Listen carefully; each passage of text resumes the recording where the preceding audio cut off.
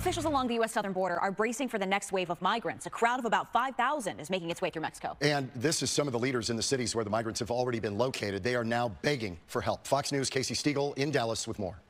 The Lincoln County Sheriff says 8 stranded immigrants were found along a New Mexico highway. Deputies found the undocumented immigrants under a tree along Highway 380 near the Valley of Fires. That's west of Carrizoso. According to Sheriff Michael Wood, the immigrants said they crossed into the U.S. from Mexico and hitched a ride. U.S. officials are seeing another sharp increase in migrant crossings at the southern border. The spike has forced U.S. Customs and Border Protection in Arizona to temporarily close the port of entry in the town of Lukeville. Migrants are being moved to other areas along the border for processing.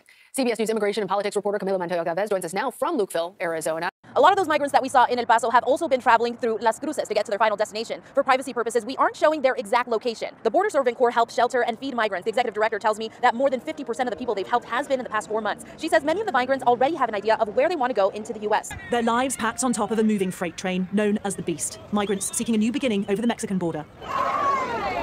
These mostly from Venezuela, men, women and children, families clambering aboard where they can outside the Mexican town of Arapuato. Mexico's government says it will start deporting migrants who are now waiting in its northern cities to enter the U.S. The move is meant to reduce the strain on U.S. border crossings as a rising number of migrants arrive from the south. The mayor of El Paso, Texas, says his city is reaching its breaking point.